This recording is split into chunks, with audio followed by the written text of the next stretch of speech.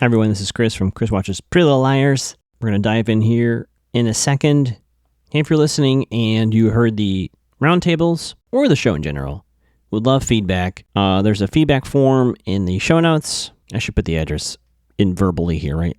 Here's the address for the feedback form, pinecast.com/feedback/CWPLL, which, as you may be able to guess, stands for Chris Watches Pretty Little Liars. Yeah, just curious, what y'all think of the panels? Do you like more or less? Do you want more guests? Do you want more songs? Do you want me to, I don't know, do something else? I don't know. So I love feedback. It helps the show. It actually helps the guests too. They're very curious about how their episodes went over. I think they do a fun job because really, folks, this show's been out for 10 years, right? If you're listening to this, you're either watching for the first time with 2022-ish eyes, or you saw the show originally and have grown up with it. So either way, I want this to be fun. We are all here. We're on board with the show. Even if I criticize it, I'm still on board. I'm still a fan. So we're all here to have fun. And that's what I want for everyone listening, too. I want y'all to have fun. I never want to bum anybody out. And I don't think my guests did either, but hey, we would love to hear what you thought. So, we have a lot to talk about. And another minor revelation in this episode, not as big as last episode, but all worth talking about. Let's just get into it. Chris watches Pretty Little Liars. Chris watches Pretty Little Liars. Chris watches Pretty Little Liars, so he can help you figure out who's A. Season 3, Episode 4, Birds of a Feather, which is quite literal, but I'm assuming we might pick up on some thematic tie-ins to that title. Previously on, we're reminded the Black Swan exists. Caleb's like, don't go to Mona. Allie's grave and remains have been dug up, and not only that, what seems to be most important for our liars is that those mementos are inside the casket. Therefore, there's a lot of concern about somehow they're going to be blamed for this, which I want to discuss briefly when we get there. We're reminded Hannah stops Jenna's car. Jenna can see. They all know that. Meredith and Byron apparently are going to be dating soon. We have reminded that the baby wasn't lost. Melissa's baby was not lost in June. That much we can say for sure.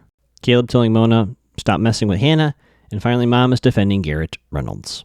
I'm officially calling this Liar's Cafe, so we're here at Liar's Cafe. They're trying to go over Jenna's story from last episode.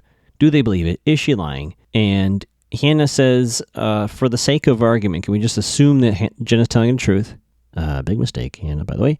But so they're like, so if it's not her, there must be another A, which kind of leads us back to Black Swan. Hannah still says, it can't be Lucas, it can't be Lucas, it can't be Lucas. Of course, he's involved, folks. We all know this.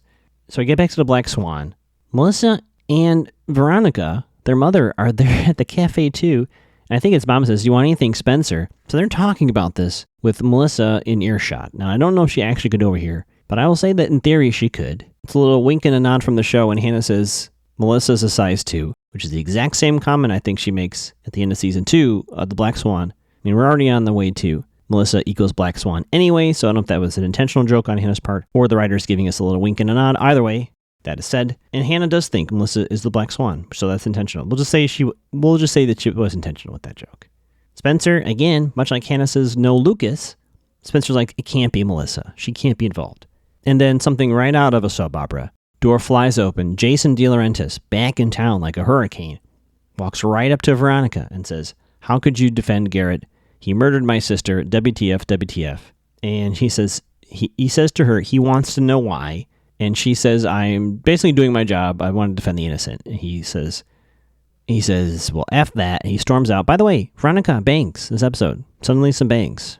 Which I think in theory this occurred relatively close in time. So maybe Veronica had a hair appointment between the liars confronting Jenna and this conversation. It's definitely possible. Anyway, Veronica has bangs. Spencer runs after Jason as he flees the cafe in a fit of passion.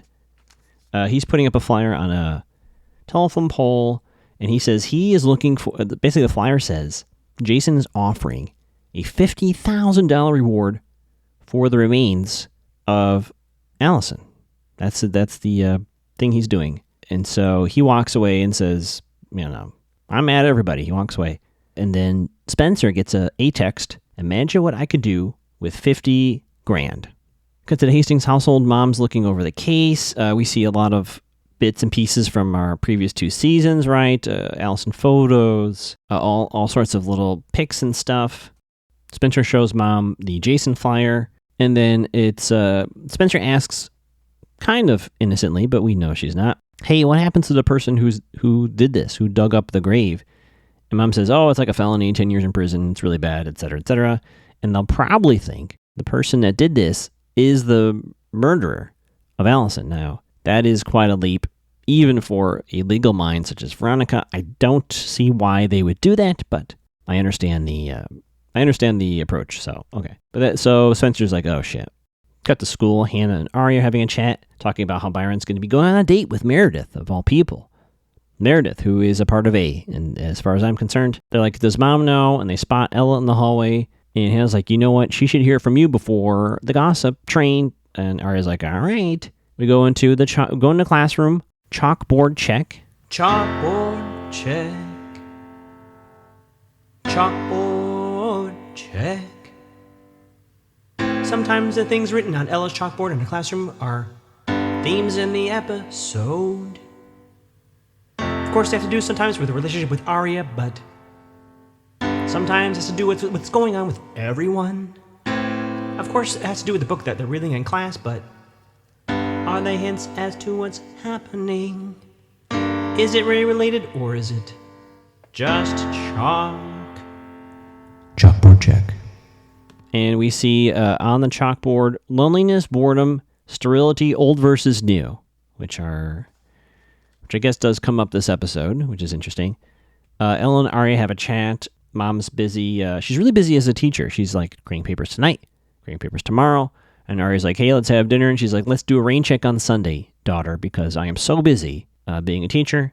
And Arya's like, hey, you should get out more. You should like hang out with your friends. And Ella's like, who are my friends in this town? All my friends have husbands. And Arya at that point does not tell her mom about Byron and Meredith's date. Cut to the hospital. Hannah tries to see Mona. And the person at the desk says, Mona is not allowed visitors. You can't see her for any reason. Mona has lost her visitation privileges, and Hannah tries to go in there, and some dude blocks her path. Very, very intimidating. So Hannah's like, okay. Cut to the Liar Cafe. I'm assuming it's the same cafe. Emily's getting a job there. So she's getting a job there. There's her boss / coworker. Looks just like Jean Raphael from Parks and Rec. If you don't know the reference, I will be doing it quite a bit, because he might be a recurring character. He is the barista. Barista! And so she's getting training from this dude. You might Steve Harrington from Stranger Things. I would allow that too. I would allow that doppelganger reference for this barista. Someone walks in here and he says, hey, are you Emily Fields? I'm Maya's cousin Nate. Your mom said I'd find you here because you're working here.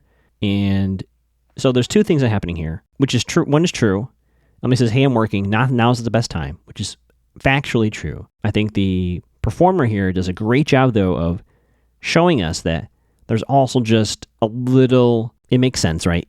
There's a little uncomfortability because she didn't know he existed. She even says, like, I didn't know you were here. I didn't know. And he's like, oh, yeah, I live in Rosewood now. I'm going to Hollis. And you can tell there's a little uncomfortability with her, confronting her grief, which is, remember what I said? I would love to see us explore this. So there's a little uncomfortability, exploring this grief, but also like, shit, here's this guy who's a cousin of Maya's. You know, it's a lot to confront. So you can tell that it's part, I got a job to do, part, I don't want to do this, period. She's going to, but you can see that in her expressions. So he takes off, and then Jean Raphael walks up there and says, hey, there's a whole bunch of people here. They need gluten-free biscuits. And it's said like 5 times, gluten-free biscuits. And so she's off to work. Hannah's on the phone. I think she's trying to get into the hospital. Caleb walks in with tickets to Bon Iver. And Hannah does not have the reaction he was expecting. Hannah tells him, oh, I can't see Mona now because Ren with 3 N says, I can't because some guy walked in there and made her freak out. Caleb does the dramatic turn towards camera, away from Hannah. It wasn't Ren, it was me. And Hannah's like, why'd you do that? And he's like, I went there to tell her to stop messing with you. And Hannah's like, well, Ren tells me it's good for Mona to see me. Caleb makes a good point here. He says, why are you listening to Ren, a stranger, and not me? I'm telling you, Mona's dangerous. Stay away from her. And you're listening to this guy with 3 N's in his name. And Caleb says it again, stay away from Mona. That's his line in the sand. He's said this now for 2 episodes, probably even sooner. Hannah's response, stay out of it. I want you in my life. Here, I don't want you. I don't want your opinion. Caleb throws the tickets in the air and he leaves, visibly unhappy with this exchange. Cut to Arya and Hannah. Hannah's recounting this little fight, this disagreement. And then between the two of them, they're like, here's the solution. Tell Caleb about A. And Arya says, well, I would tell Ezra in this situation, which I think he knows at least part of the truth. So that's kind of funny she says that. And then Arya is doing this while she's on her laptop, and Hannah sees that Arya's trying to set up her mom on dates on a dating site. And Hannah puts together that Arya didn't tell her mom about Byron and Meredith. Ashley walks in, Ashley Marin, our favorite parent on the show. She's like, what's going on? And they're like, nothing. She's like, remember, no lies. So they show her, and she's like, hey, you should try Mainline Mate, a dating site. It's so specific, right? Even in the captions, I watch with captions on. Usually it's all caps. This was like uppercase and lowercase. Very strange. Cut to school. I forget Jason teaches there part-time, or I don't know what his situation is. But anyway, he's in the class. The bell rings. I think he does like a program, right? He does like a after-school program. Anyway, Spencer's waiting for him. Bell rings. The student comes out. She confronts him and says, hey, what's the deal with this reward? And Jason's like, did your mom send you here to ask about it? And Spencer's like, let the cops handle it. And he's like, the cops blow around here. They're terrible. Jason needs the truth. He just wants the truth. And he says, I think your mom has an agenda. And Spencer says, is this regarding Melissa? He doesn't have a response as he walks away. Cut back to Hannah and Arya, kind of this lighter moment this episode, because it does get pretty sad here at the end. Setting up a dating profile for mom. Coming up with different profile names, and they land on Hot Mama for Ella Montgomery. There you go. Emily and Nate are meeting outside to have a chat. We find out Nate's living in a studio near campus, and then he shows Emily a pic that Maya sent him. So he shows her a picture of herself, of Emily. So that's how he knew her, or at least talk a little bit about True North. And he's like, well, if it wasn't for True North, maybe Maya would not have left, right? So there's a little bit of talk about that. And then Emily's like, why wasn't I invited to the funeral? And he's like, the funeral was small, family only. Emily says, I never got to say goodbye, which is previously in the season, there is talk about ambiguous loss, right? This inability for closure if you don't actually have the cultural ritual of saying goodbye to somebody in this situation. He says, well, hey, Maya's parents gave me something to give you. He hands her a box, and inside is a t-shirt with a movie poster. And she says, well, that's where we went on our first date. And the note says, from Maya, apparently. For my M, love you, girl. And you can tell this means a lot to her. We cut to the hospital. Hannah's trying to sneak in. And as she's sneaking in, she sees Ren with 3 N's be confronted by creepy detective, Detective Wilson. He's like, I got a court order to talk to Mona. And Ren's like, you can't do that. He's like, yes, I can. And so he goes in to talk to Mona. Wilson does. And Ren spots Hannah. Nate and Emily move their convo to the Liars Cafe, I guess. I don't know if this is a separate cafe or not. I think it is, actually. They're chatting about swimming. They have a mutual interest in swimming. Talking about Stinson Beach, which is where Maya and family would gather. A really fun Maya story about how she would keep up with the boys by swimming in this canoe every morning. Nate adds that Maya had said to him that Emily was her first love, which really touches Emily, of course. And Emily's like, hey, I want to send a thank you note to her parents. Can you give me the address? And he's like, oh, yeah, I'll get you the address. I don't have it with me right now, but I will eventually. I'll get back to you. He runs off to class, and worth noting, she has a huge thing of lemonade in front of her. Anyway, he left a book. So she's like, oh, he left a book here. I'll have to find him later. Cut to the hospital, Ren and Hannah, and she's like, what is he doing here? And he's like, well, they're looking for the missing remains. And Hannah's like, well, she doesn't know anything. She's been here for 5 months. He's like, I don't know. And she's like, can you sneak me in to talk to her? He's like, I can't do it. My hands are tied. He's like, but I thought you two were connecting, so that's why I've been doing this whole time. We have a liar meeting, and so they're like, what did Mona say to Wilden? So they're a little nervous about what Mona might have said to Detective Wilden. And then they're talking about Melissa, like, why did she lie about all this, et cetera, et cetera. So Spencer grabs some keys and says, let's go to Philly. Let's find some answers. Ella and Ashley run into each other at Liar Cafe. They're looking at the poster for $50K to Jason, for Jason for information. And they both lament that it's never really over, is it? It's still going. It's like Allison, then Maya. Again, this position on this podcast is no one is really dead.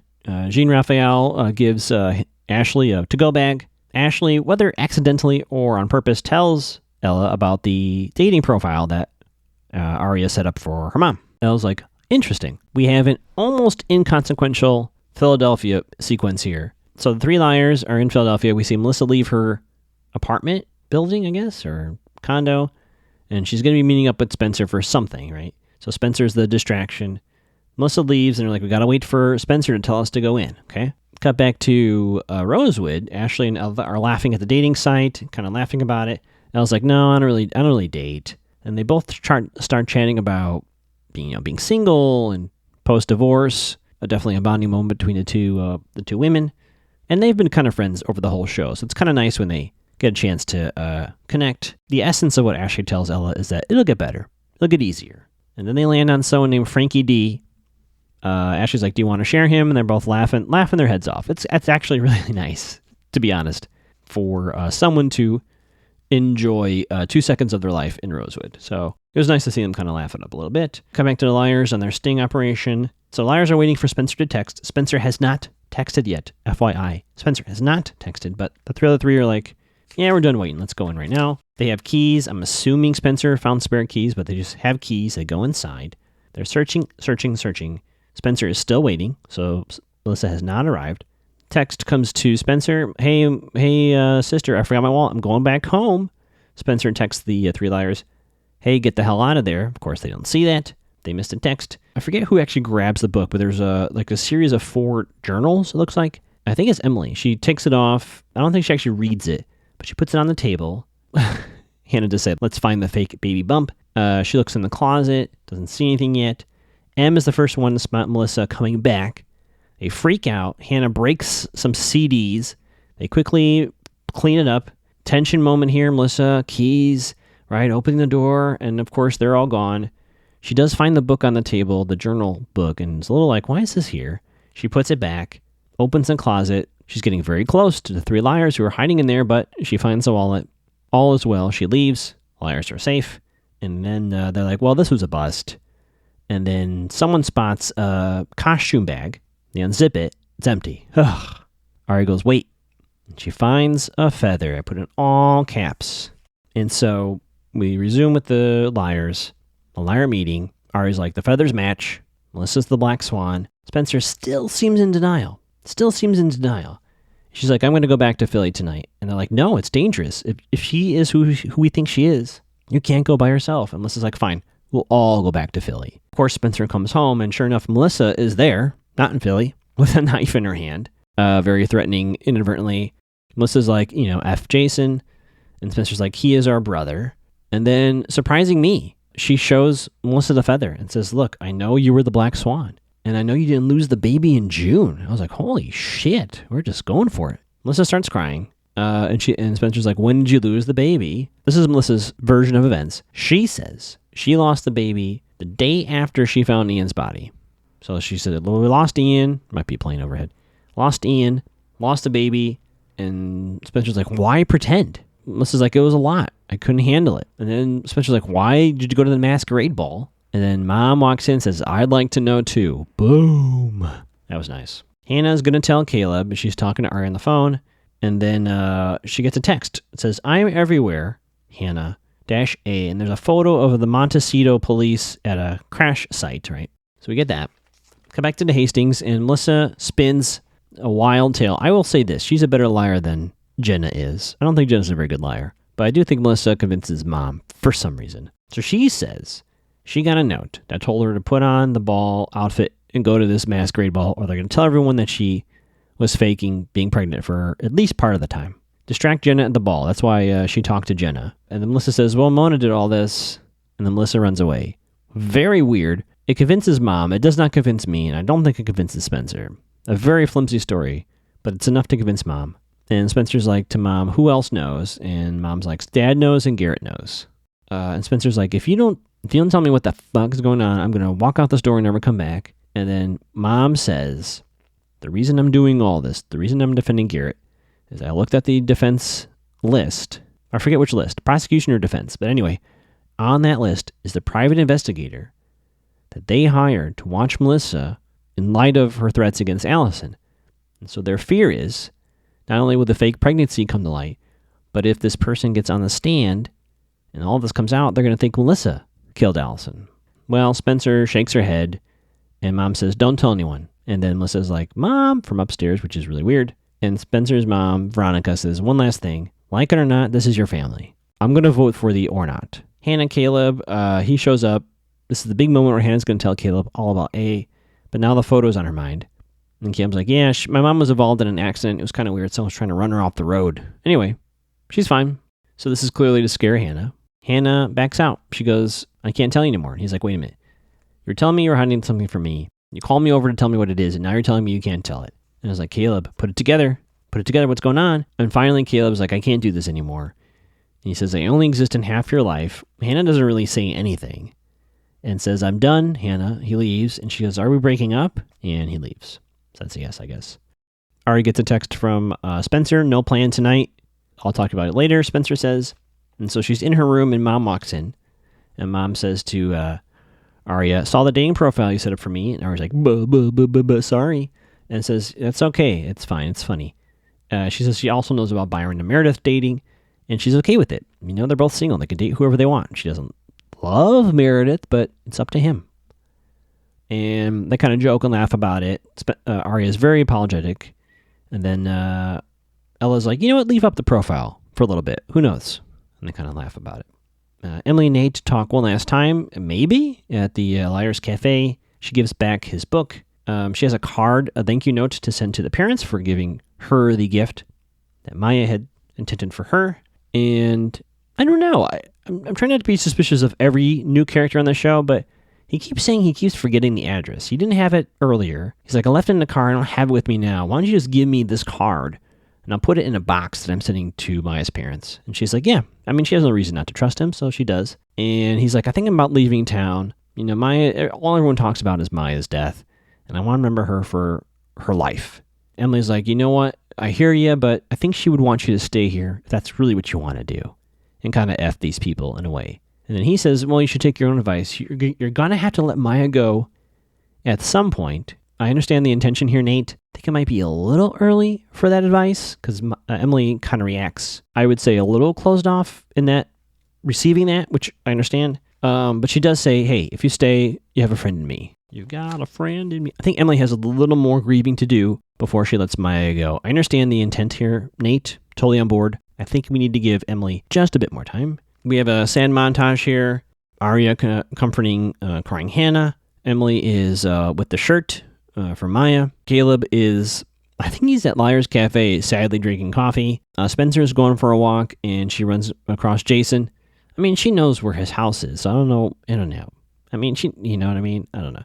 Anyway, he's out on the porch, of course. He's like, rough night. She's like, rough 2 years. She's like, LOL. And he's like, I've gotten 200 calls. All of them are false. Spencer's like, I'm so grateful for college next year when I apparently leave the show because I'm leaving Rosewood. And he's like, you can leave Rosewood, but it never leaves you. So I don't know how they're going to have her. I don't know how they're going to have everyone stay in Rosewood, by the way. We'll have to see how they have that next season. Jason gets a text and he doesn't say anything. Hey, I got to take care of some shit. So leave my porch. Spencer leaves and he's like, hey, I'm withdrawing the reward. You were right. This is kind of pointless. And Spencer says, truth always comes out. And Jason's like, LOL. She walks away and we see, again, I know this is done for the cameras. Still, the 2 seconds after she leaves, he whips out his checkbook, writes a $50K cash check to himself. He calls somebody and says, meet me in the parking lot in 15 minutes. So, I guess he got a lead. Now, why this lead he trusts over the 200 other ones, I don't know, but he does. As Spencer is walking, a car pulls up, and I knew it was probably Wilden because there's that driver's side flat, light thing, and sure enough, Wilden pulls up, and he goes, hey, how far is it from here to Lake House? And she's like, I don't know. He's like, well, I'm about to find out, and he zooms off. Kind of silly, but, whatever. And then post-credit sequence, we find someone at the Montecito airport wearing black driving gloves. Again, I don't even think your laptop works if you're wearing gloves like that, but they're sitting in the airport with their gloves for some reason. Again, very strange. Drinking some booze. We hear over the loudspeaker, this is from Montecito to Philadelphia. So I don't know if we're to imply this is Melissa or this is Ian or I don't know. I don't know what we're supposed to imply, but they're headed back to Philadelphia and they leave a $50 tip for their waitstaff. What's most, so they click a little website thing from no visitors allowed for Mona to visitors permitted. Okay, I guess that's a thing that's done, and then we're done. So what do we think? The Mona part, I don't understand yet. So she was A, and she was left in there. You know, Ren clearly wants... So Ren and A here are on the same page, right? Ren with 3 N's and our driving glove person are on the same page. It might actually be Ren that did that. Okay, let's say that's him. Why would A, or a faction of A, want Hannah to talk to Mona? I don't know. It doesn't really make a whole lot of sense, to be honest. But clearly one faction does, and clearly another faction is very happy for her to not talk to anybody. Of course, Wilden already talked to her. He is court authority to do so. So I'm not quite sure what that's all about. I still think Mona might pull a Lucas here. I think she might crack. I think she might be the one that says, Hannah, this is really what's going on. So that's that. I don't believe Melissa's story. Sorry. I don't think she lost the baby when she found Ian's body. I'm not even convinced she was ever pregnant, to be perfectly honest. If she lost the baby at any point, it would have been the accident from the end of season 1. That's when it would have happened. Yeah, everything out of her mouth is a lie, unfortunately. Oh, I don't think Caleb and Hannah are done. It's a temporary thing. So I think Caleb's going to be let in on the A circle. Maybe Ezra, even though he kind of already is. I'm trying to think of that person for Emily. Emily doesn't really have someone in that regard. Neither really does Spencer, to be honest. She would never tell Jason. So I think Caleb and Hannah will come back together, and that, coupled with that, will be his inclusion in the A stuff. Oh, and I had one other wild theory. So if I'm sticking to my guns on this whole thing with the remains is going to reveal that Allison is alive, then that means either Jason will have known prior to this situation, or he's going to know before the liars do that his sister's alive. And I'm assuming, I hadn't really thought about this until literally this episode of my own show. I can't believe I'm saying this about Allison, but I'm going to. I'm going to say 2 very controversial things about Allison right now. One, I think we're going to see her, whenever she does really return, her on a path to recover from her previous behavior. And this is going to start here. Hold on to your hats, folks. If she is going to say, hey, I'm alive, everybody, I think she wants to tell Jason first. Isn't that messed up that I would think that? That Allison, who is kind of a monster up until this point, in flashbacks, etc., I think feels an obligation to tell Jason before she tells the liars. So if that is true, this whole situation with the money and everything is going to lead Jason to find out first. It's also funny that it wasn't $50K the amount that they paid the private eye. Interesting, right? Yeah, I think that's what's going to happen. I think Jason's going to know first that his sister is alive, and then the liars will find out. Not too juicy, but the fact that we now know for sure Melissa was Black Swan, we can move on from that. Although more questions, of course, have arisen, but for now, we can move on and with that knowledge, and then I don't know what I'm saying. I'm Chris. You can follow me on Twitter at Magoogs, Instagram at Magoogs, Twitching at Mac2theGow, MacTothGow. Yeah, I've said way too much.